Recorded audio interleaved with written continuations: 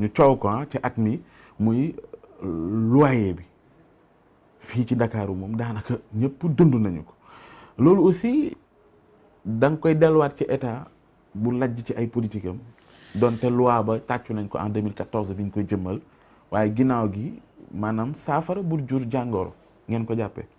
waaw loi boobu dañ ko jëloon dans la précipitation. pour régler benn problème ponctuel maanaam problème politique la woon problème réel la woon économique ñu bëgg ko régler politiquement. looloo tax loi bi ñetti article la yoo xam ni dafa mel ni rek dañuy dindi xaalis ci poche borom kër gi. dugal ko ci poche locataire bi. ñu ne la am na réduction 29%, am na 14%, am na 5%, xaw ma 3%. donc loolu la loi bi wax alors que dafa am texte yoo xam ne moo fi nekk yoo xam buñ ko appliqué woon. nañ ko war a appliqué. loyer bi doon na wàññeeku problème yi doon na wàññeeku au moins à 50%. ku appliqué wul loolu. état. naka. état moom mooy veiller par exemple man dama yore suma kër war ko louer. am loi bu wax ne dama war a balaa may bu may joxe caabi locataire bi dama ci war a boole surface corrigée. décompte surface corrigée boo xam ne bi ay décret ak ay texte dafa wax ni nii ak nii ak nii nañ ko war a calculer muy local à usage d'habitation nii lañ ko war a calculer. am ay experts yoo xam ne loolu mooy seen métier. borom kër gi war a jël kenn ci kooku mu defal ko décompte surface corrigée yi mu jox ko locataire bi ni ko ah bu ma la fayee ko 150 000 daal fii laa ko wékk fii laa ko sukkandiku loolu ñi ko def ci borom kër yi xëy na mat nañu 5% wala 10% ñi ci des yëpp defuñu ko dañuy xëy rek tabax seen tabax ba mu rafet ñu ne lii laa koy loué lii laa koy loué yow nga soxla tu es obligé nga ñëw jël. même bu chéré même bu la wóoree ni lii c'est trop cher. amuloo pexe da ngay jël xëy na di nga fay ñaari weer ñetti weer après dootoo mën a fay. moo tax arriéré de loyer boo demee ci agence yi kii kenn xamul nu ñu toll. boo ñëwee tribunal chaque semaine am na ay centaines d'expulsions. ñoo xam ni fayuñu loyer moo tax ñu expulser leen.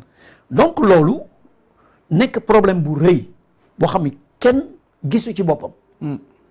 ndax borom kër yi ñu ci bare dañuy leb banque pour tabax yaakaar louer pour fay banque ñoom bu ñu encaissé wul location parce que locataires yi mënuñoo fay. li ñu teg seen kaw dafa diis de trop mënuñoo fay régulièrement borom kër gi du encaissé ay loyer régulièrement donc du mën a fay banque am. normalement banque bi li muy mujjee mooy jaay kër yi mooy li ñuy wax réaliser garantie jaay kër yi. donc amul kenn ku ci retrouver wu ci li am actuellement du locataire du borom kër du banque du. mais kon justement taxawaay bi ci nguur gi wane ministère du commerce bu yàggul dara ne il faut ñu taxawal benn observatoire loolu du ko régler kon. dañ koy wax observatoire wax naa leen ko dès le départ mënul régler problème bi parce que observatoire c'est pour observer. amuñu benn pouvoir. benn pouvoir man gis naa projet de texte yi nga xam ne moom la ñuy proposer observatoire bi amul pouvoir. ay concertation ak ay avis rek lay joxe te observatoire bi dañu ni dañuy créer observatoire national. ba pare région bu ne ñu créer fa observatoire régional.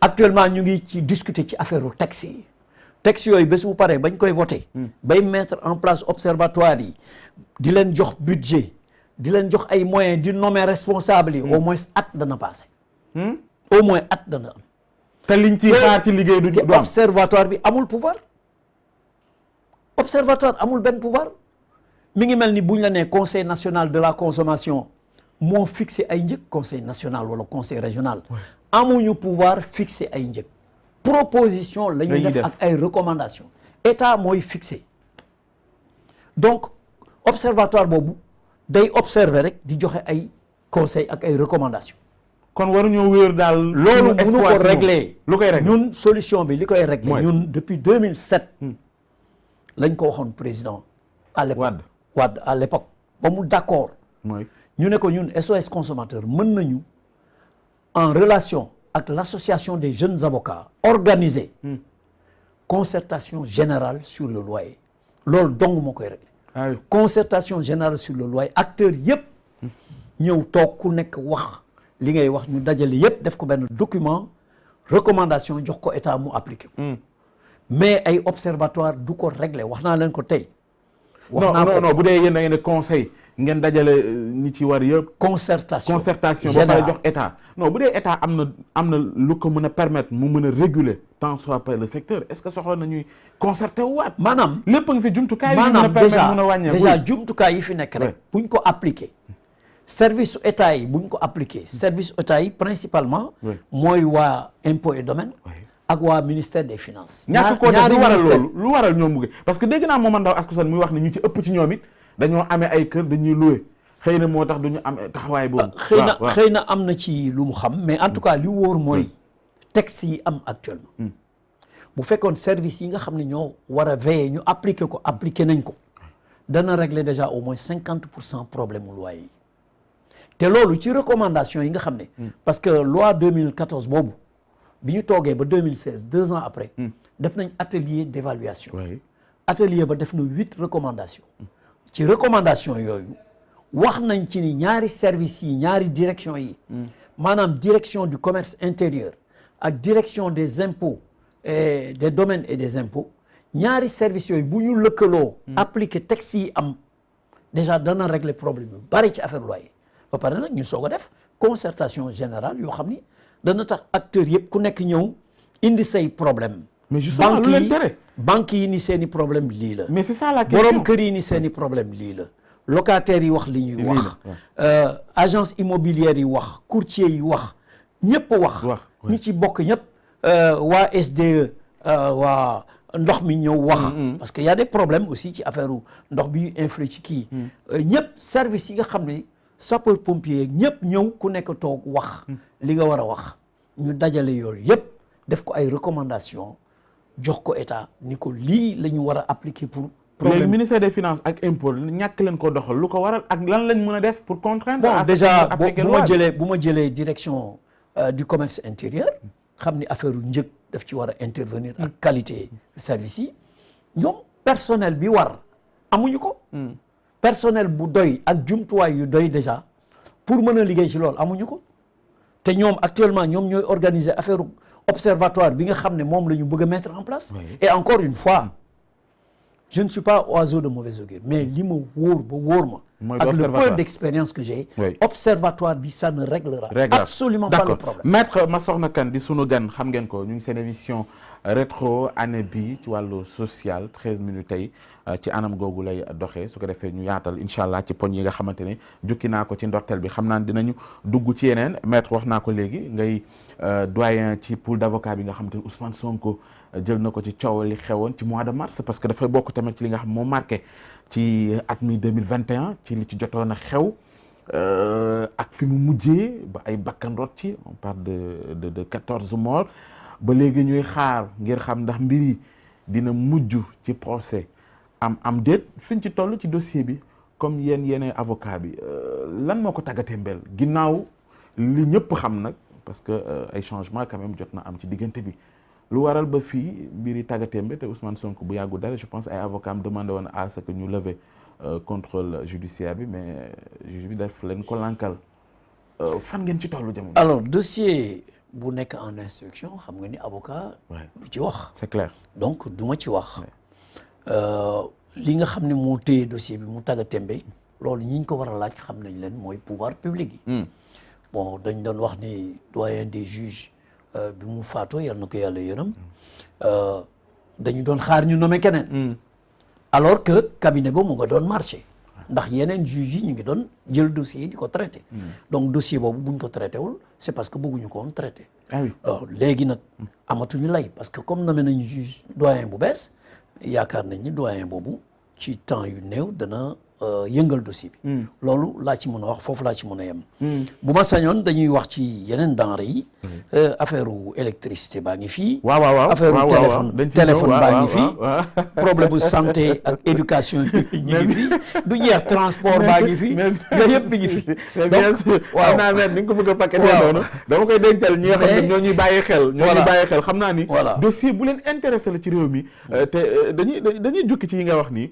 mais bu ñuy jeexal dinañ am leneen lu ñuy laalaale tamit ci dossier bi nga xam bëgg nga koo taxañ yóbbu ko noonu alors que dafa téye sénégalais yi en mars ci mois de mars bi ci yu bëri yoo xamante ne jàpp nañ ni war nañ ko mën a xool nuñ koy jàngatee pour que 2022 xëy na ñu dund yeneen yu uute yi ñu am maanaam réew mu ànd ak dal ci sérénité ngir ñu mën koo liggéey wax nga ko électricité effectivement ñu ngi jëm ci perspective yi ñuy wax ni pétrole ak gaz ñu ngi koy wax ñu ngi wax li nga xamante ne moo aju ci politique bi président Macky Sall nekk ci wàllu solaire ak ci aju yooyu yëpp buñ ko xoolee dafa mel ni Sénégal mu ngi jëm ci réew moo xamante ne kon mën na am bu dee ni sax mënuñoo dañu war a fay li nga xamante ne moom mooy électricité war na mën a néew au regard de li ñuy wax ne ay potentialité feeñ na ci réew mi noonu lañ koy jàppee. électricité cher na Sénégal électricité Sénégal ci réew yi gën a cher électricité ci monde bi la bokk. waxuma ci Afrique de ci monde bi laa wax te wax jooju du samay wax jooju waxu Sénélec la ba ñuy def plan yeesal. ci lañ ko waxoon ca document ba pare dig ñu ni ñu ak plan yeesal bi nga xam ne c'était 2015 2020. bu 2020 jotee ñun danañ ñu jaay électricité 60 à 80 francs le kilowatt. loolu amul donc échec la ci plan yeesal bi nga xam ne avant plan yeesal plan tàkkal amoon na ak yeneen. yooyu yëpp kenn évalué wu ko te dañu ko waroon auditer évaluer ko parce que liñ ci def ci ay centaines de milliards kenn xamul lu mu toll. plan yeesal déjà ay centaines de milliards lañ ci def. donc loolu. bala ñuy wax ay pétrole lu ëllëg ak gannaaw ëllëg.